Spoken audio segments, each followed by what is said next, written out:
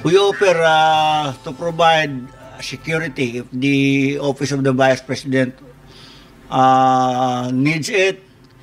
The Moro National Liberation Front, under the leadership of our beloved chairman, Professor Norm Biswari. This is not a threat, and this is for the good and the best interest for our country. Inday Sara Duterte! Inday Sara Duterte! Inday Sara Duterte! Mabuhay Pilipinas! Mabuhay! Dadagan, Balita News Update. At sa amin, nakapag-harvest na kami, kakatanim lang eh. So, hindi, buti na lang yung timing, hindi yung bago aanin, nakapag-anin na tayo. So, kung yung season na susunod,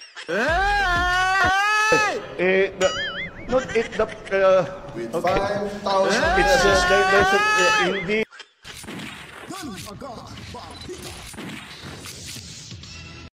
Alright, welcome back mga kabataan. Magandang buhay sa ating lahat at tayo'y andito naman ho magsama-sama sa paghahatid ng mga komprehensibo na mga balita at impormasyon dito lamang ho sa ating reaction video Danagan Balita News Update. At sa mga hindi pa po nakapag-subscribe, sana po i-subscribe nyo na itong munting bahay natin para ho tayo may mas lalawak pa yung makakapanood ho nitong ating mga inihahatid sa inyo na mga talagang importanteng mga impormasyon. Talagang interest ng taong bayan yung ating ipinapakitang mga video dito dahil nga ho rin ito ay isang pamamaraan na para makatulong ho tayo na maipaabot ito sa ating mga kababayan saan mang sulok ng ating mundo. Kasi hindi ho ito nakikita, yung mga kaganapan sa labas na mga katotohanan ay madalas na hindi ho ipinapakita, ipinapalabas sa mainstream media.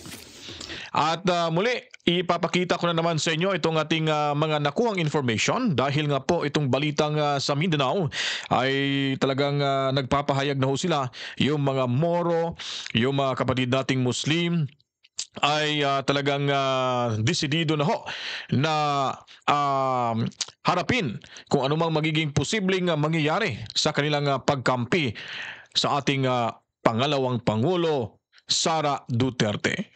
So, ipapakita ko po sa inyo sa mga Bisaya dyan para sa inyo ho ito at sa mga Tagalog. Intindihin nyo lang po kasi wala ho tayong subtitle kasi balita ho ito sa Mindanao dyan sa Davao City, mga kabalitaan. Heto na po, panoorin ninyo.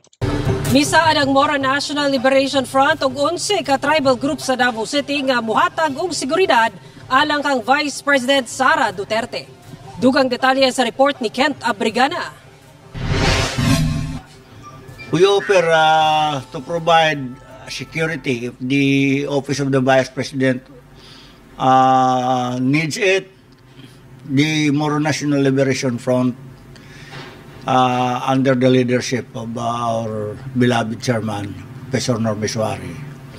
We will make initiative and provide security details kung kailangan ng Vice President. May padayag ang Moro National Liberation Front o MNLF kang Vice President Sara Duterte nga tagan kini og security personnel gikan sa maong grupo. Kini human gikuha ni PNP Chief General Romel Marbil ang 75 ka security personnel sa Vice Presidente. Tumawag na sa akin yung mga retired MNLF integris, yung mga commanders natin sa ground ng MNLF, mga best fighters natin, yung mga expert talaga, veteran fighters natin. They call me, they are just waiting for the order, and then we will file the necessary protocols kung paano namin sila ayusin legally. Sumala sa MNLF, doon na sila nakastandby ng mga personahe kung kinahanglanon sa bise. Pagpaklaro nila nga volunteerism ang ilang gibuhat. Kung gusto niya battalion size, we can provide it. Anyway, that is just for security reason. Take it not offensive to the other parties. Na this is just, kung titingnan ng PNP, tulong ito ha. This is not a threat. Sumala pa, dako ang ilang utang kabubuton sa pamilya Duterte. It's about time to pay, kung ano man ang ma-augment namin. This is not a threat, and this is for the good and the best interest for our country. Samtang, misaad sa security personnel ang 11 ka tribal group sa Davao City kang Vice President Sara. Mukabat sa 220 ka volunteers ang mipresentar sa ilang kaugalingon. Sumala pa, una kini nga namugna Disyembre sa milabayng bulan, isip suporta kang kanhi Pangulong Rodrigo Duterte, dihang mikuyanap ang impormasyon kalabot sa pag-aresto kaniya. Naatay mga tao nga willing mag-volunteers nga walay bayad, kami pa ang magasto sa pagpakaon sa ilaha. Nag-ingon po ang lumad nga kami po mag-volunteers po mi. Isigurusan nila nga andam gayud ang mga volunteer. Sa pagkaseleksyon na mo, amo na po gipa-briefing, gipa-orient sa mga amigo na mga retire nga mga colonel, general ni abot niya mga intelligent para lang sila makakabalos kung sa ilang paimuon sa pag-security. Ginaulat pa sa MNLF o Deputy Mayor sa mga tribo ang tubag ni VP Sara kalabot ni ini.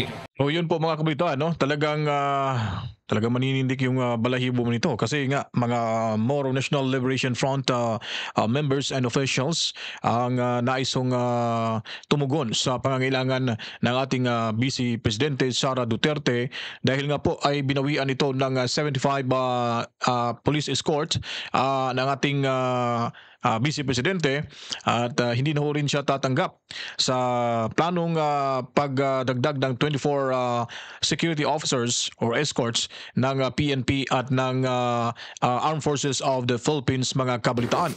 Kaya nga po ay handang-handa na ho yung mga taga Mindanao na susuporta kung anumang suportang kanilang maibibigay sa ating pangalawang Pangulo. Kaya ang mga kabataang Muslim din ay nagpapakita na rin ng kanilang suporta sa pamamagitan ho ng pagdalo sa EDSA Shrine at sila ay nagpapahayag ng kanilang mga sentimiento at pagkadismaya dahil nga po ay hindi nila nakita yung totoong serbisyo ng ating unang Pangulo na si Ferdinand Bongbong Marcos Jr., mga kabalitaan.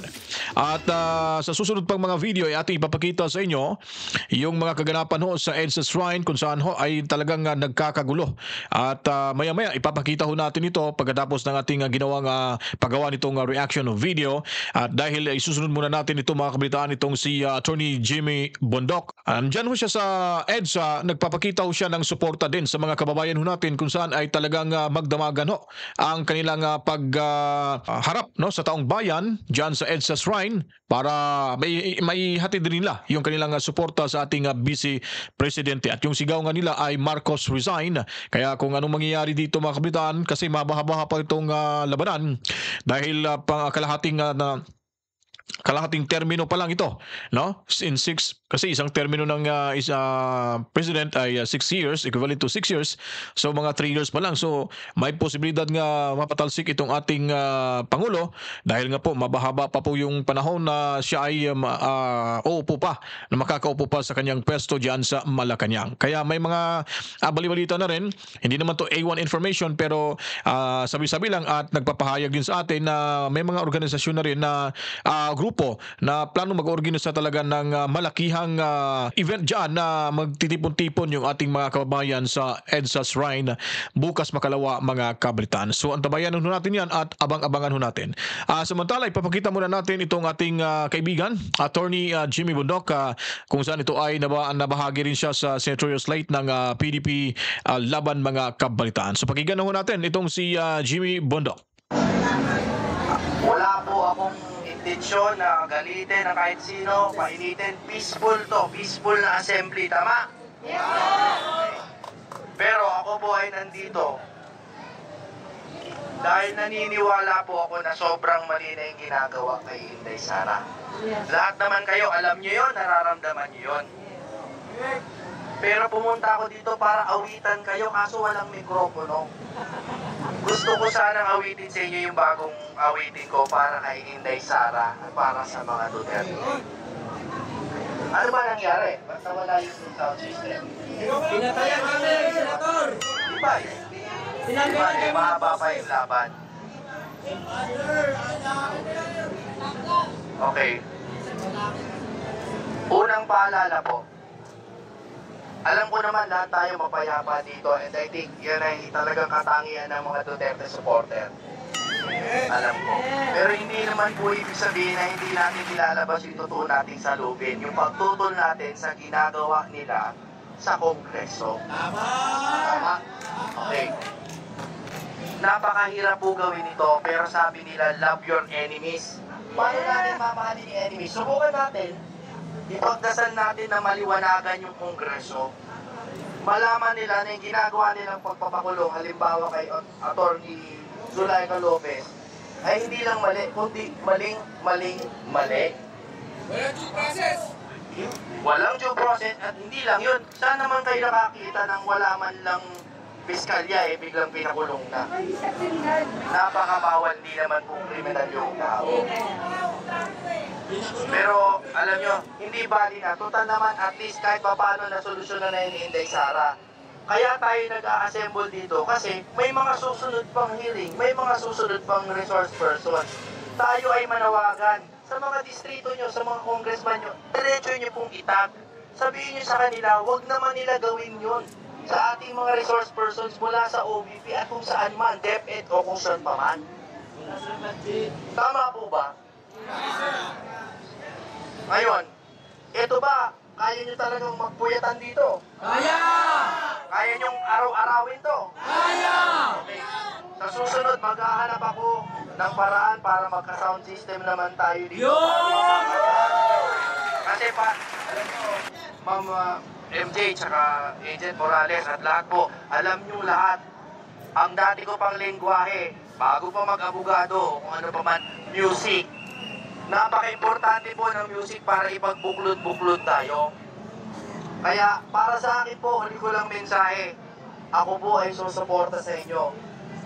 Kung i-allow tayo ng munisipyo na mag-set up dito ng munting sound system, gagawan ko po ng paraan para mas makapag-usap tayo ng maayos. Dahil ang bigat nito mga ngawit ako dito. Hawakan namin para sa'yo.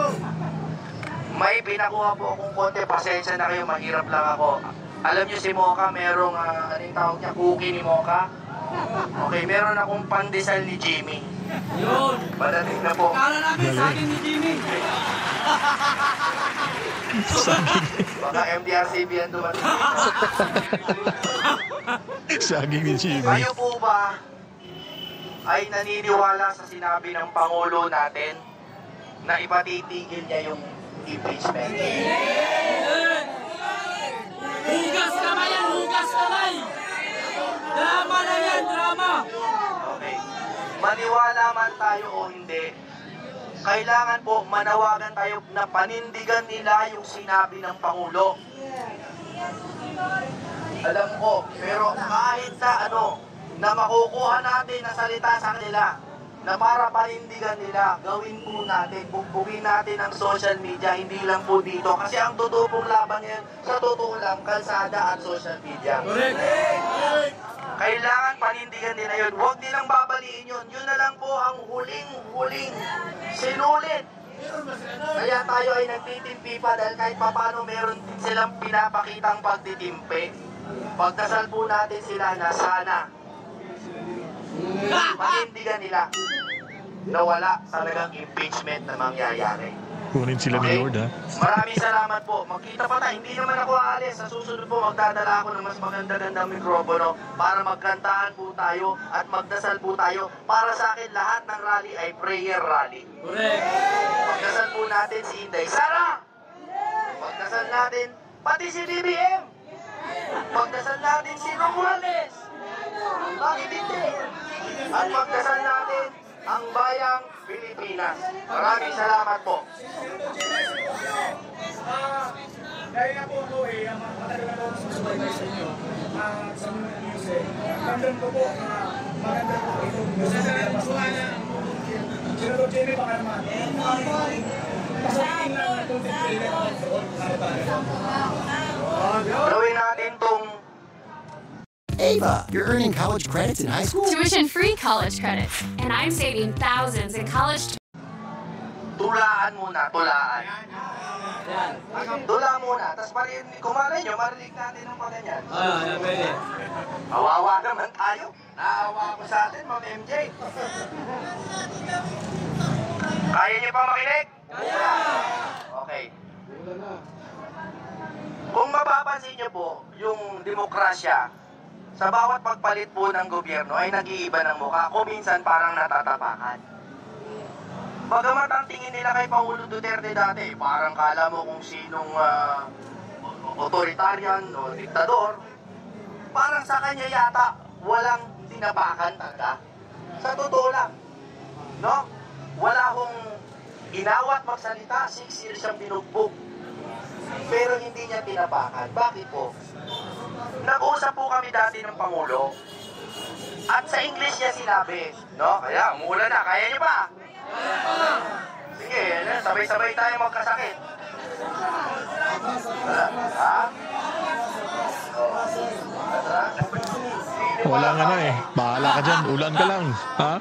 Yung sa amin, paninindigan. Bahala ka. Ulan ka lang. Sige, umulan ka. Hanggang sa gusto mo. Kasi dito lang kami patuloy na magkikipaglaban sa aming karapatan at paglaban kay Inday Sara Duterte. Eto. Okay, ito. Pulburon. Tama.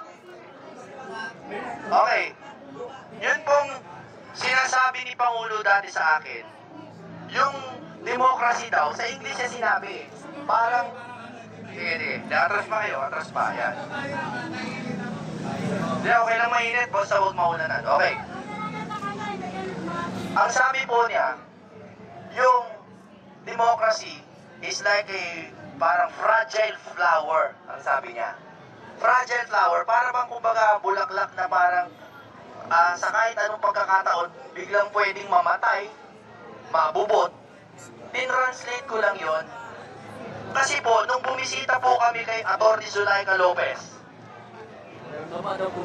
ang tapang po na abogado niyan, pero nandun siya sa kama, parang siya yung, para ba siyang simbolo ng demokrasya na unti-unting tinatapakan. No? So, na-inspire po ako magsulat nitong Mahinhing Bulaklak. Yun po yung title, Mahinhing Bulaklak. May internet ba kayo ngayon? Meron? Okay. Babasahin ko, baka tulugan niyo ako, ha? Sige. Parinig ko po sa inyo mamaya, pero ang letra niya, Mahinhing Bulaklak. Tanim ng kasaysayan. Ang laya ng bayan. Ibig sabihin po, parang mahinhing bulaklak talaga na tayo nagtanim noong 1986. Dito rin, kung saan kayo nakatayo ngayon. Higit pa sa ginto. Kalyano Gold. Yan. O pangako ng yaman, ang laya ng bayan. Magtangkaman sila na ikaw ay saktan. Mahinhing bulaklak, di kita iiwan. Nice. Yeah! Nakita nyo si Bibi Sara, hindi niya iniwan si Antonio Lopez. Yes. Yun ang tunay na kaibigan. Ang moro, bulaklak ng laya kahit minsan uhaw, hindi yuyuko sa kapangyarihang ligaw. Yung. Tama. Diligan ng pag-ibig, liliman ng kagitingan. Mahinhing bulaklak, di kita iiwan. Maririnig ko po ngayon sa inyo, bahala na, awang-awa ako sa atin eh. Pero malay nyo, madinig natin. Ano, subukan natin? Sige, go! No! Nakakaawa tayo. Nani tayo kanina. Huwag natin muna. Ayun. Pakinggan natin mga kabitan.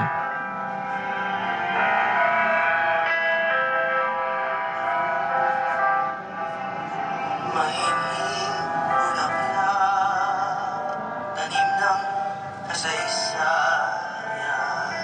Hindi man yan. Ang laya. Ang daming bulaklak sa likod. Higit pa sa ginto, o pangako ng yaman. Ang laya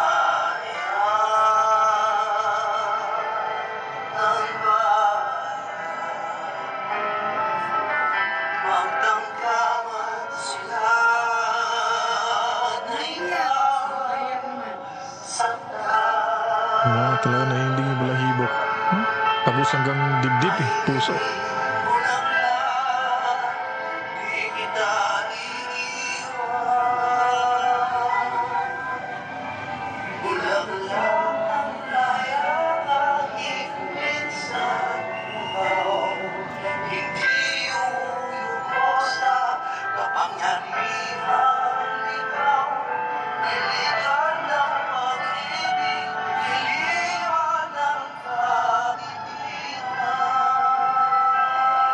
Sarap sa tenga.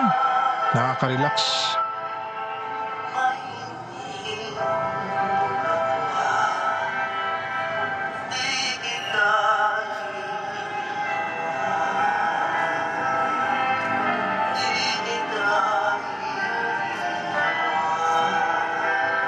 Simple lang yung wordings.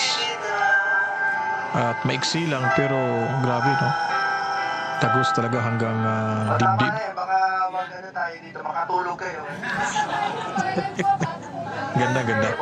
Lupakan na natin dito. Kaya last message, kasi kung mapapansin nyo lahat ng mga kanta natin pagdating sa rally, no? Mula dati pa, yung mga lumang kanta, kailangan po natin gumawa ng mga bagong kanta na sasalibinin yung mga bago nating saloobin, yung ating konting puot ngayon sa nangyayari ngayon, pero yung ating pag-asa na alam natin balang araw, si Sara magiging presidente natin. Tama. Isang huling sigaw, 3 beses. Inday Sara Duterte! Inday Sara Duterte! Inday Sara Duterte! Mabuhay ang Pilipinas! Mabuhay! Mabuhay! Ngayon po si Attorney Jimmy Bondoc ay nag-alay ho ng simple at bibighani kumbaga, no? Nakaka-touch mga kabalitaan yung kanyang original composition patungkol ho sa ating inang bayan. So napakaganda ho mga kabalitaan. So naway yung mga manunood ho at sa hindi pa po buo yung kanilang magiging desisyon na kakampihan yung ating pangalawang Pangulo, Inday Sara Duterte, na sana makapag-desisyon na ho kayo dahil kailangan ho ng suporta ninyo ang ipinaglalaban ho ng ating pangalawang Pangulo dahil nakikita na rin ng karamihan at ng taong bayan kung paano ho tayo winalang hiya ng mga nakaupo ho ngayon sa ilalim ng Bongbong Marcos administration. Sa panahon ni Tatay Digong Duterte, hindi ho natin nararamdaman yung mga rally-rally sa labas. Kung may mga ganun man ho, yung mga pagtitipon-tipon against ho kay Tatay Digong, hindi ho niya pinapakialaman.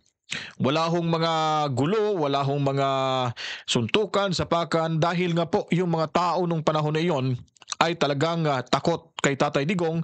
Kumbaga, ito ay mga disiplinado. Ngayon, wala na hong kadisiplinado itong mga nasa Kongreso, nasa Malacanang. Dahil nga po ang kanilang nasa puso at isipan ay panghihiganti sa mga nagawang kabutihan ni Tatay Digong Duterte dahil sa kanila ay ito'y pinakamasama ng ginawa sa bayang Sinilangan mga kabalitaan.